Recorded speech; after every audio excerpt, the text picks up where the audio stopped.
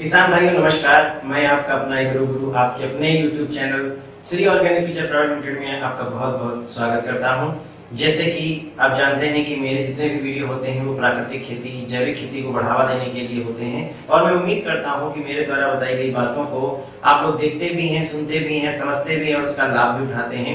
उसी कड़ी में हम आज बात करेंगे और ये जो बात करेंगे वो करेंगे रासायनिक खेती, जानिए नुकसान एवं दुष्परिणाम। और रासायनिक खाद करे बर्बाद, जैसे नीचे लिखा हुआ है कृषि क्षेत्र में रासायनिक खेती, रासायनिक खाद ने किया किसानों को बेघर। जी हाँ, लागत कैसे बढ़ रही है, किस रूप में उत्पादन घट रहा है, इसके ऊपर हम आज चर्चा करेंगे।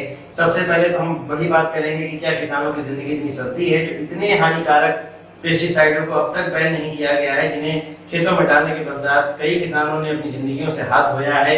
कहीं आप ग्लाइफोसेट को यूज नहीं कर रहे हैं जो आपके खेत को बंजर बनाने का सीधा सीधा कार्य कर रहा है। देखिए, निराई गुड़ाई करना और मल्चिंग करना और भी कई तरीके हैं जिनके द्वारा हम खेत को सही कर सकते हैं या खरपतवारों को हम खेतों से मिटा सकते हैं। लेकिन हमें इस बात को ध्यान रखना है कि हमें हर्बिसाइड का प्रयोग बहुत संतुलित मात्रा में करना है या हो सके तो नहीं करना है। अब हम नजर डालते हैं देश में खाद्य उत्पादन और उपभोग संबंधित आंकड़ों पर। ये आंकड़े बहुत ही चौंकाने वाले हैं और ध्यान से देखिएगा और अच्छे से समझिएगा। प्रतिवर्ष 121.10 लाख मीट्रिक टन रासायनिक खादों का निर्माण होता है। और वहीं अगर हम बात करें तो इन रासायनिक खादों में जो वर्तमान समय की स्थिति है, लगभग 57 बड़े उद्योग, 99 मध्यम उद्योग और 65 छोटे स्तर पर उद्योग लगे हुए हैं जो इन जहरीली रासायनिक खादों का निर्माण कर रहे हैं। भारत रासायनिक खाद के उत्पादन में तीसरे नंबर पर है। जी हाँ, पूरे विश्व में भारत जो है वो तीसरे नंबर पर है। विश्व के बाजार में भारतीय रासायनिक खादों का विस्तार 25% फेल हुआ है। जी, हम जो भी उत्पादन कर रहे हैं उनमें से 25% जो हमारा उत्पादन है वो विश्व के पटल पर बिल्कुल रिजेक्ट कर दिया गया है, यानी वो खाने लायक के निशान में ही नहीं है। और हम बात करते हैं केंद्रीय रासायनिक और उर्वरक मंत्रालय ने जो एक रिपोर्ट बताई थी 1950-51 में कि भारतीय जो किसान है वो मात्र 7 लाख टन रासायनिक खादों का इस्तेमाल कर रहा था, लेकिन जो आज की स्थिति है वो 240 लाख टन है। जी हाँ, 240 लाख टन। अब आप समझिए ये इतनी भयानक मात्रा में जो रासायनिक खादें प्रयोग की जा रही हैं तो उसका असर मृदा पे कैसे होगा। अगली बात करते हैं हम रासायनिक खेती के नुकसान और दुष्परिणाम की। जी हाँ, रासायनिक खेती के नुकसान और दुष्परिणाम की पहली बात आती है कि रासायनिक खादों के प्रयोग से मिट्टी जहरीली और बंजर बन रही है। जी, मिट्टी जहरीली और बंजर बन रही है। दूसरी चीज जो देखी जा रही है आमतौर पर कि जमीन में स्थित सूक्ष्म जीव जो हैं वो मिट्टी को जो नर्म करते थे, उपजाऊ बनाते थे, वो मर रहे हैं। इन रासायनिक पेस्टिसाइड की वजह से रासायनिक खादों के प्रयोग से भूमि धीरे धीरे कठोर हो रही है। ये वो अनुभव है जो आप अपनी मिट्टी में, अपने खेतों पर कर रहे हैं। इन्हें बताने की आवश्यकता नहीं है, इन्हें समझाने की आवश्यकता नहीं है, आप बेहतर इस चीज को समझ रहे हैं। कीटनाशकों के प्रयोग से इनका जहर मिट्टी, पौधों और अनाज व फल सब्जियों को पहुंचकर उनको जहरीला बना रहा है। शायद इस स्थिति को भी आप जानते हैं। मेरा अगला पॉइंट है किसानों को सामान्य सिंचाई की तुलना में 3 से 4 अधिक सिंचाई करनी पड़ रही है। ये भी आपको बेहतर पता है, जिसे बताने की आवश्यकता नहीं, क्योंकि ये अनुभव आप अपने खेत पर कर रहे हैं, मुझे ये बताने की जरूरत नहीं है। अगली बात अगर हम करें तो बढ़ते जहरीले खादों के प्रयोग से खाद्य सामग्रियों के साथ साथ नदी, तालाबों, भूमिगत जल को धीरे धीरे प्रदूषित कर रहा है।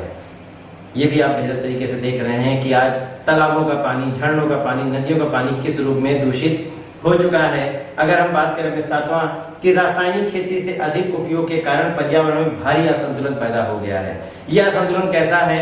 यह असंतुलन है कि जो भूमि है वो प्रदूषित है, जल प्रदूषित है, वायु प्रदूषित है। रासायनिक खादों द्वारा बहुत बड़ा योगदान यहाँ दिया गया है। और अगर हम देखें तो देश में किसान की जो उत्पादन है वो कम हो चुका है और उस कम उत्पादन की क्षमता का जो कारण है वो आज किसान भाई हमारा स्वयं जानता है। उसे मैं बताने की आवश्यकता नहीं है कि वो रीजन क्या है। खाद्य में जहरीले घटक मानव के शरीर में पानी, वायु, अनाज, सब्जियों आदि के द्वारा पहुंचकर कई खतरनाक घातक बीमारियां देता है। जैसे आज आप देख रहे हैं गांव के कई क्षेत्रों में बहुत ही भयानक रोग, बहुत ही भयानक बीमारियां आज फैल रही हैं। वर्तमान परिवेश में आप देख रहे हैं कोरोना जैसी महामारी भी एक बहुत बड़ा विकराल रूप ले रही है और वहां हमारे जैविक उत्पाद, जैविक भोजन आप देख रहे हैं, जो भी हमारे पुरानी पद्धतियां हैं वही कारगर हो रही हैं। किसानों को सामान्य खेती की तुलना में आज ज्यादा खर्च हो रहा है। आप अगर पहले की खेती देखेंगे और आज की खेती देखेंगे तो आज में लागत बढ़ चुकी है, बट उत्पादन उस आधार पर नहीं बढ़ रहा है। जी हाँ, उत्पादन उस आधार पर नहीं बढ़ रहा है। ये कोई किताबी आंकड़े नहीं है, ये आप अपने खेत पर स्वयं देख सकते हैं जिन्हें मुझे बताने की आवश्यकताएं नहीं है।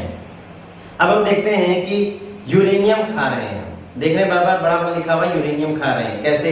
डीएपी फर्टिलाइजर में यूरेनियम भी पाया जाता है। जी हाँ, आप इसको रिसर्च को देख सकते हैं। ये मैंने गूगल के माध्यम से, अलग अलग जगहों के माध्यम से, रिसर्च के माध्यम से मैंने चीजें इकट्ठा की हैं। यूरेनियम की मात्रा होती है जो 10 गुना अधिक है।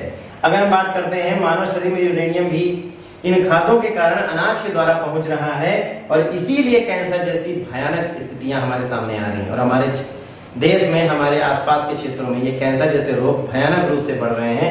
99% पेस्टिसाइड पर्यावरण में है और ये बात मैंने नहीं कही है, एक अमेरिकी वैज्ञानिक है जिन्होंने 1970 में एक रिपोर्ट भी छापी थी।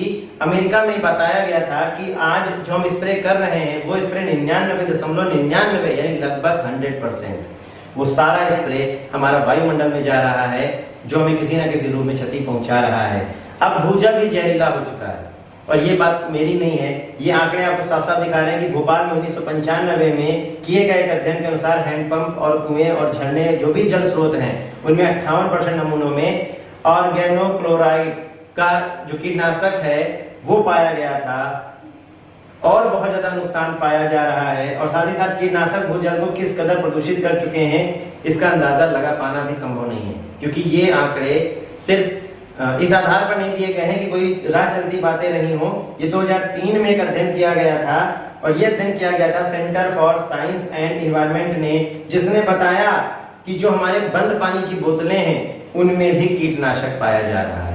जी, क्योंकि इनका असर निकलता नहीं है हजारों सालों तक, कई सालों तक तो उस ड्रम से बदबू नहीं जाती है जिसमें हम पेस्टिसाइड्स का प्रयोग करते हैं। तो इस चीज को आप बेहतर समझते हैं। अब हम बात करते हैं कीटनाशक का प्रदूषक व्यापक प्रभाव कैसे पड़ रहा है, कैसे ये हमारे आसपास हमारे कैसा नुकसान पहुंचा रहा है। पहला, बिगड़ती सेहत, चाहे हम हो, चाहे आप हो, चाहे हमारा समाज हो, आसपास आज आप देखेंगे तो मानव की सबसे बड़ी समस्या उसकी बिगड़ती सेहत। इस तरीके से वो बीमार हो रहा है जिसका जवाब नहीं। और दूसरा है पोषण क्षमता खोती मिट्टी। आज मृदा में वो उपजाऊपन नहीं है जो कभी पहले हुआ करता था। जो अपने मित्र कीट है वो मर रहे हैं और जो फसल को क्षति पहुंचाने वाले कीट हैं वो बेलिमिट बढ़ रहे हैं, बहुत बड़ी मात्रा में बढ़ रहे हैं। और आप देख रहे हैं जितना रसायन आप डाल रहे हैं उतना बढ़ रहे हैं। फिर बढ़ती खपत, अब जब ज्यादा पेस्टिसाइड आप यूज करोगे ज्यादा डिमांड होगी, अब उतना उत्पादन नहीं, तो जाहिर सी बात है उसका जो नकली, जो काला बाजारी है वो तेजी से बढ़ेगा। इसलिए नकली पेस्टिसाइड्स का बाजार बहुत फल फूल बढ़ रहा है, बहुत ही ज्यादा मात्रा में नकली पेस्टिसाइड्स पाए जा रहे हैं। कितना लाभकारी है इसका ज्यादा उपयोग। आप देख रहे हैं कि आप दिन ब दिन इसकी मात्रा बढ़ाते जा रहे हैं। उसकी मात्रा बढ़ाने से क्या वास्तव में आपको लाभ हो रहा है? क्या आपको वास्तविकता में उसका जो संपूर्ण लाभ होना चाहिए था वो हुआ, या उल्टा क्षति पहुंचा रहे हैं अपने पर्यावरण, अपने खेत, अपने आसपास के स्थानों पर, अपने अपनों पर?